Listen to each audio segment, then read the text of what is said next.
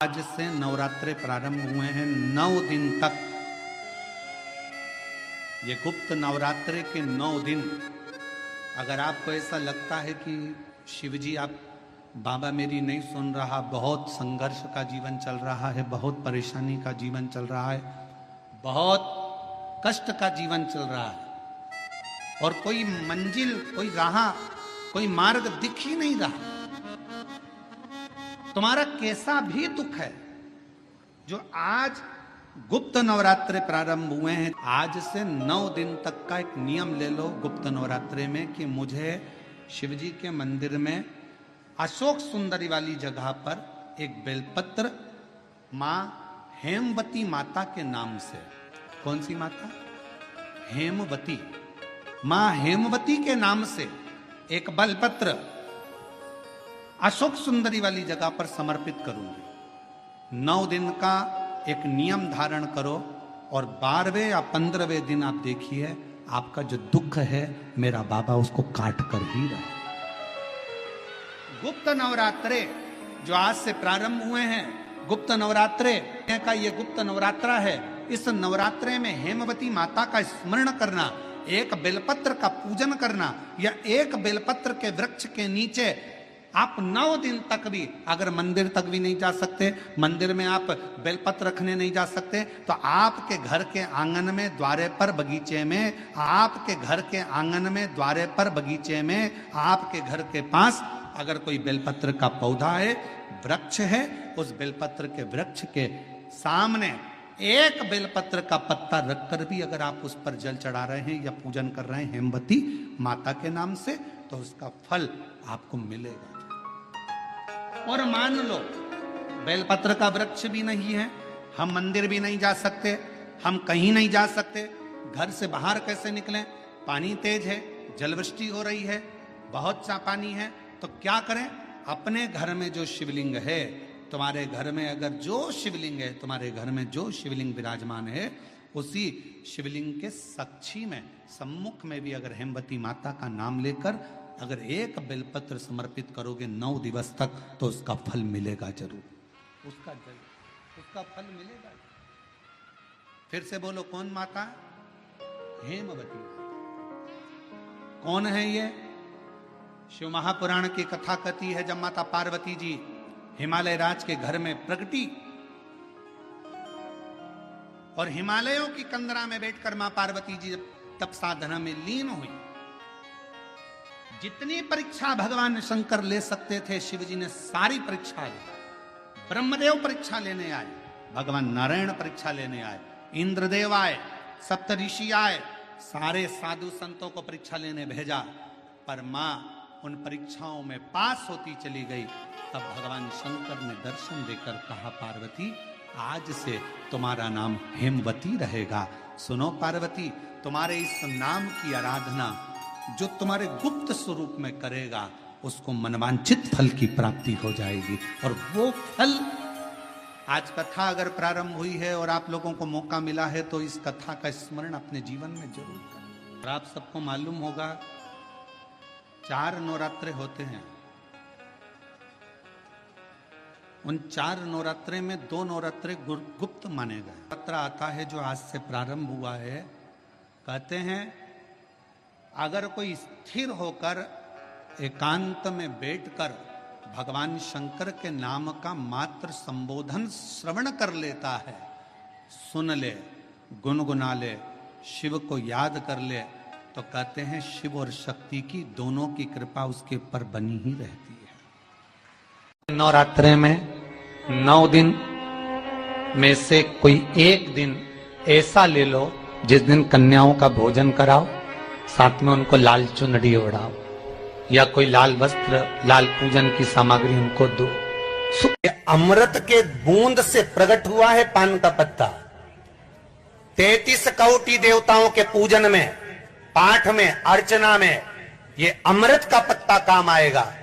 जिस जल के पात्र में यह पत्ता रखा रहेगा, वो जल क्षीर सागर के अमृत तुल्य हो जाएगा। क्षीर सागर के अमृत तुल्य। घर में लड़ाई चल रही है, क्रोध हो रहा है, विवाद हो रहा है, आपस में परिवार टूट रहा है, विवाद हो रहा है, पति पत्नी में झगड़ा हो रहा है, अदालत तक बात पहुंच गई, तलाक तक बात पहुंच गई, तो भी अगर एक श्रीफल को लेकर घर में घुमाकर उस पे लच्छा लपेटकर तुमरुका जी का नाम लेकर जिस पति पत्नी में झगड़ा और उसके नाम का मोली लच्छा, लच्छा जानते हो मोली जो हाथ में बांधते हैं, नाड़ा, उसको लपेट कर अगर शंकर जी के मंदिर में ले जाकर उसको समर्पित कर दिया जाए तुमरुका जी के नाम से, तो पति और पत्नी में बैर होना समाप्त हो जाता है, दोनों में प्रेम बढ़ जाता है। तलाक की भी बात चल रही हो तो दोनों में प्रेम हो जाता है। तलाक नवरात्रे चाहे चैत्र के आए, नवरात्रे चाहे सर्दियाँ आए, चाहे गुप्त दो नवरात्रे आए, उसमें शंकर भगवान की जितनी जितनी आराधना करोगे उतनी उतनी जगत जननी जगदम्बा दुर्गा प्रसन्न होती चली जाती है और वर देती चली जाती है, उतनी प्रसन्न। दो गुप्त नवरात्रे होते हैं, थोड़ा ध्यान देंगे। दो गुप्त नवरात्रे होते हैं। एक गुप्त नवरात्रा यही माघ के महीने में आता है। श्रृंगी ऋषि ने इस गुप्त नवरात्रे का बड़ा वर्णन किया। श्रृंगी बाबा ने इस गुप्त नवरात्रे के बारे में बहुत कुछ बताया, बहुत कुछ।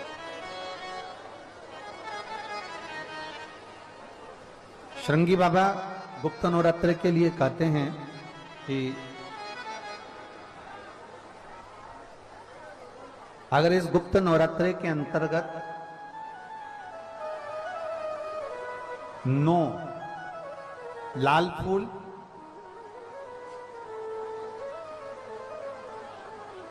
और 5 श्वेत पुष्प, ये दोनों, लोग कहते हैं गुप्त नवरात्रे में हम देवी की आराधना करें, गुप्त नवरात्रे में हम भगवान की आराधना करें, पर शिव महापुराण की कथा कर रही है, भगवान शंकर का चरित्र कथा है। अगर आपने देवी भागवत का स्मरण किया हो या भगवान शिव की एक पवित्र आनंदमय कथा स्कंद पुराण के काशी खंड में अगर सुनी हो या उसमें भी नहीं पढ़ पाए हो, तो श्रृंगी ऋषि के चरित्र में आता है। श्रृंगी बाबा ने वर्णन किया है कि किसी भी स्थान पर, किसी भी स्थान पर यदि हमारे घर में 2 शिवलिंग है, नहीं है, तो किसी अपने घर के गमले में, बगीचे में 2 पार्थिव लिंग का निर्माण करें। 2 पार्थिव लिंग, उसमें एक शिवजी का स्मरण करें और एक में माता पार्वती जी का स्मरण। देवादिदेव महादेव के 2 स्वरूप, 2 लिंग प्रकट कर कर, एक पर 9 पुष्प लाल और एक पर श्वेत पुष्प 5 समर्पित करें, बाबा की आराधना करें, घी का दीप लगाएं, पूजन करें, और बाद में उन शिवलिंग को, उन पुष्पों को विसर्जन करें। किसी भी नदी में, तालाब में, बावड़ी में, अगर वहां नहीं विसर्जन कर सकते हैं तो किसी वृक्ष के नीचे उनका विसर्जन कर दे। पर ये नवरात्रे, ये जो गुप्त नवरात्रे हैं, इस माघ महीने में जो गुप्त नवरात्रे आती है, इसी के अंतर्गत इसका पूजन है। एक बार हमने पहले वर्णन किया था, जिसके यहाँ संतान नहीं होती उसके लिए भी पहले इस माघ महीने में जो गुप्त नवरात्रे आते हैं उसका स्मरण कराया था। कैलाशी अविनाशी है शिव तत्व का है। आप जिस भाव से, जिस भाव से आप भगवान को रिझाते हो, भगवान उस भाव से अपने भक्तों के करीब पहुंचता है। भक्तों के यमुना जी ने पार्थिव शिवलिंग का निर्माण किया। केवल चाहे गुप्त नवरात्रे हो, चाहे सर्व नवरात्रे हो, केवल देवी की आराधना कर रहे हैं और सोचें कि हम माता जी की आराधना कर रहे हैं और माता जी हम पर प्रसन्न हो। शिव महापुराण की कथा कहती है, कोई सी भी नवरात्रे में अगर आप शंकर भगवान की आराधना के साथ देवी की आराधना करेंगे तो शिव महापुराण की कथा कहती है महादेव शिव और शक्ति दोनों ही कृपा जरूर करते हैं। ये निश्चित है, निश्चित है।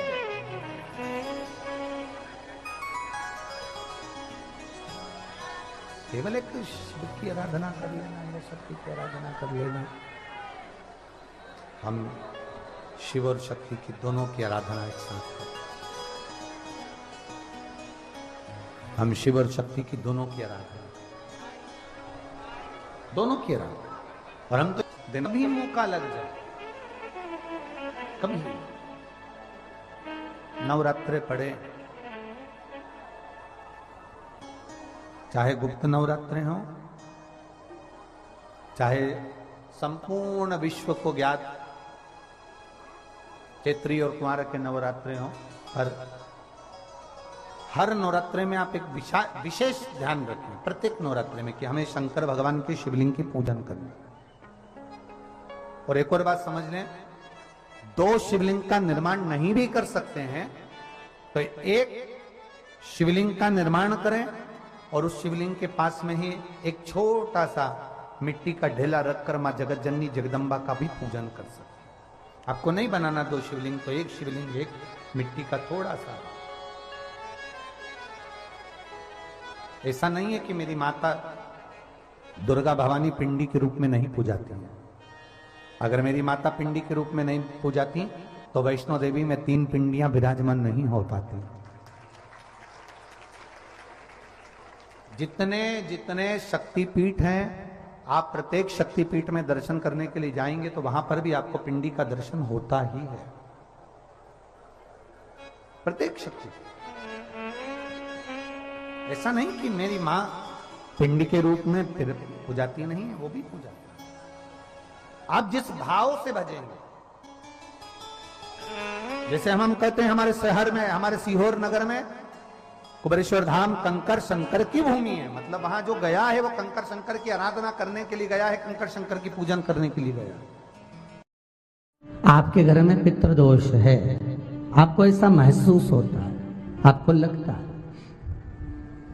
तो किसी भी नवरात्रि के पहले जो अमावस्या पड़ती है, गुप्त नवरात्रि, तो अंदाजा लगाइए। तो जिस दिन अमावस्या रहे उस दिन चावल की कटोरी में एक कपूर का टुकड़ा रख दीजिए महाराज, छोटा सा। और कपूर का टुकड़ा रखकर उस कपूर को दरवाजे के बाहर कटोरी में ही, चावल रखी हुई कटोरी में ही उसको पितरों का स्मरण कर कर जला दीजिए। और जलाने के बाद उस चावल को कहीं भी किसी भी वृक्ष की छांव में पक्षियों के लिए डाल दीजिए। शिव महापुराण की कथा कहती है, अगर मान लो पितृ आपको कष्ट दे रहे हैं, पितृ आपको तकलीफ दे रहे हैं, कोई काम नहीं होने दे रहे हैं, या कहीं आपको ऐसा लगता है कि पितरों का दोष है, तो वो पितृ दोष देवी, अब ये जो आप करेंगे ये कब कर रहे हैं? अमावस्या के दिन आप उसको रख रहे हैं। अमावस्या के दिन उसको रखकर रात भर आपने रखा कपूर के साथ में, सुबह एकम पड़ गई, नवरात्रि लग गई, उसी दिन उसको जलाकर आपने पटक दिया।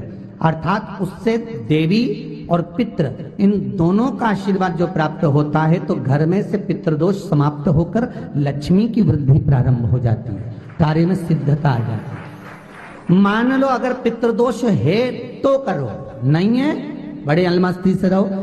तो जिस व्यक्ति का कोई कार्य सिद्ध नहीं हो रहा है, कोई कार्य अटक गया है, मिलन नहीं हो रहा है, कोई अदालत तक में बात पहुंच गई है और मालूम पड़े संबंध टूटने वाला है, लग रहा है कि ये ससुराल वाले नहीं रख रहे, या लग रहा है कि ये संबंध हमारा खराब होने वाला है, उस व्यक्ति को ये व्रत 9 दिन के धारण कर लेना चाहिए, जो माता जानकी जी ने वाल्मीकि बाबा से पूछ कर करा था,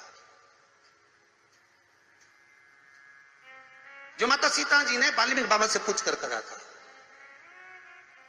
तो वाल्मीकि बाबा ने कहा, जानकी अये सीते सुनो, एक व्रत है, एक उपवास है, एक व्रत है, एक साधना है, अगर वो तुम कर लोगी 9 दिन तक तो ये पक्का है कि तुम्हारे पति का दर्शन तुम्हें हो जाएगा, तुम्हारे पुत्रों को भी तुम्हारे पति का दर्शन हो जाएगा, उनके पिता का दर्शन हो। ठीक है, क्या उपाय?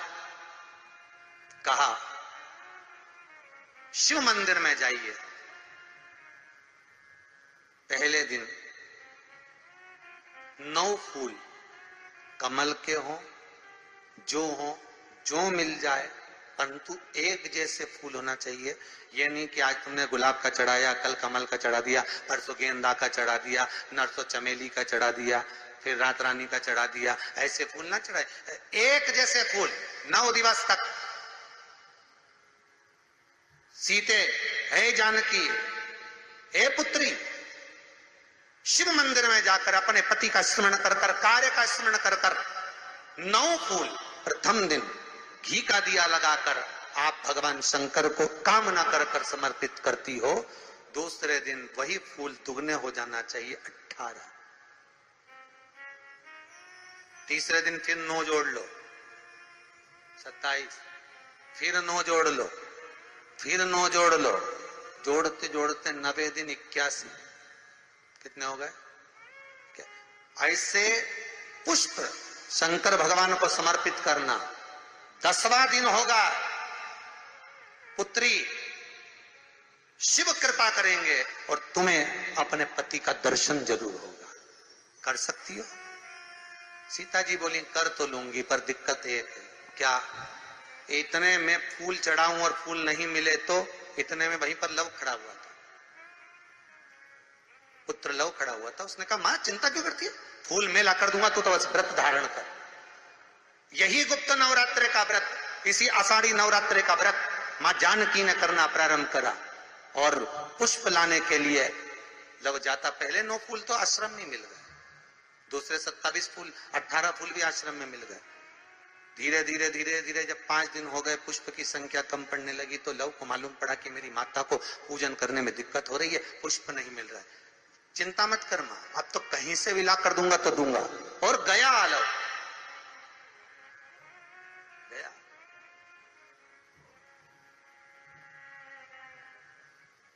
अयोध्या में पहुंच गए, जहां एक सुंदर सा सरोवर था। सरोवर के दरवाजे पर द्वारपाल खड़े हुए थे, अंदर नहीं जाने दिया। मुझे जाने दो, मुझे पुष्प चाहिए, मेरी माता पूजन कर रही। द्वारपालों ने पकड़ना चाहा, मना करा, नहीं माना। लव इनको पटक कर अंदर प्रवेश कर गया, फूल लेकर आया, माता को दिया। धीरे धीरे पुष्प आते रहे, चलता रहा।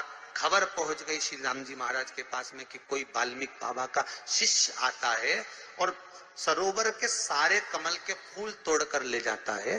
बड़ा उद्दंड है, सैनिकों को मार देता है। सैनिक वो पड़े दूरों। राम जी को सूचना मिली, आज 9वां दिन था, माता जानकी इंतजार कर रही है पुष्प आए। इतने में चारों तरफ सेना को लगा दिया गया कि आज सरोवर का एक पुष्प नहीं जाना चाहिए। और लव का युद्ध प्रारंभ हो गया उस अयोध्या के सरोवर पर। अंत में सबको पटक कर लव 81 फूल लेकर पहुंचे और मां से कहा, मां आज आखिरी का दिन है, शिव को रिझा ले। और माता ने शंकर भगवान को फूल चढ़ाया। 10वें दिन सूचना आ गई वाल्मीकि बाबा के पास में, तुम्हारा कोई शिष्य है लव, बड़ा उद्दंडी है, या तो उसको लेकर आओ, नहीं तो हमारी सेना उसको पकड़ने के लिए आ रही है।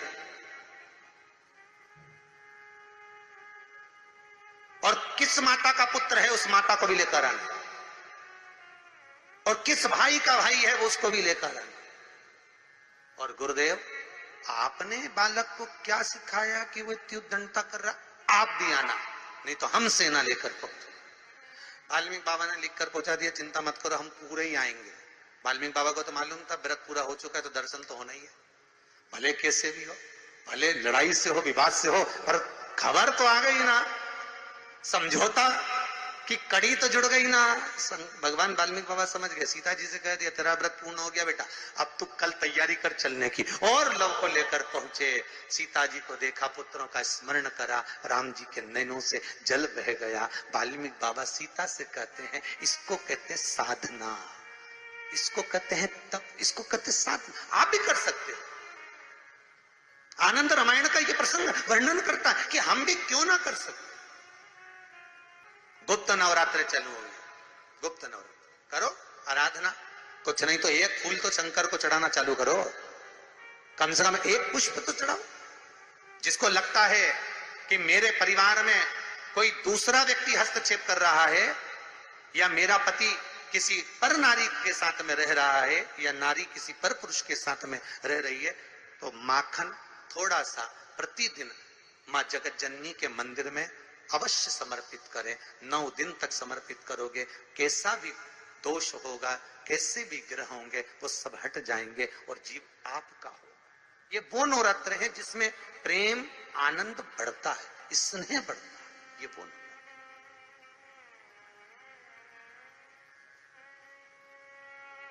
ये कोई साधारण नवरात्र नहीं है।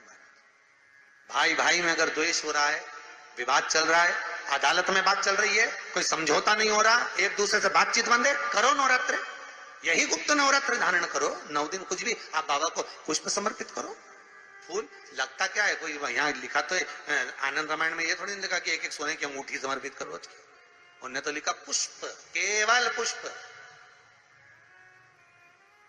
केवल पुष्प, इससे ज्यादा कुछ नहीं। भगवान को दीजिए। कोई कामना है आपकी नहीं हो रही, कल की अमावस्या हो जाना, लगे बाबा को रिझाओ, उसको मनाने का प्रयास करें, प्रकट हो।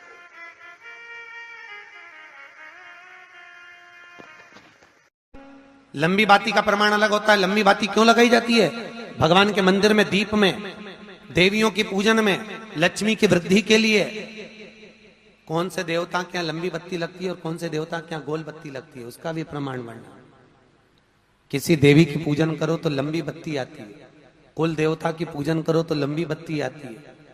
किसी मंदिर में किसी देवता को लगाने जाओ तो गोल बत्ती लगती है, उसका भी प्रमाण है। लंबी बत्ती जहां लगाई है, अगर लक्ष्मी के सामने लगाई है तो लक्ष्मी की लंबाई बढ़ती है, लक्ष्मी की वृद्धि बढ़ती है।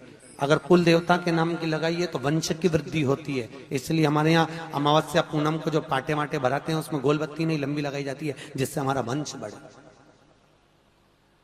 नवरात्रे में देवी जी की जो बाती लगाई जाती है वो लंबी लगाई जाती है, गोल नहीं।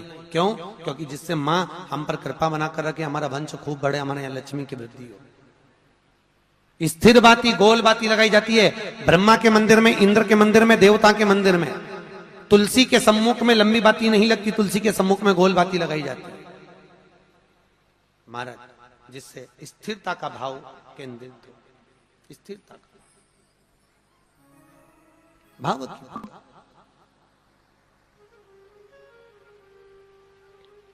पीपल के वृक्ष के नीचे कभी लंबी बाती नहीं लगती, बड़ के पेड़ के नीचे कभी लंबी बाती नहीं लगती, आंवले के पेड़ के नीचे कभी गोल बाती नहीं लगती। आंवले के वृक्ष के नीचे लंबी बाती लगना चाहिए। धन की वृद्धि, सुख समृद्धि। तुलसी के पौधे के नीचे लंबी नहीं।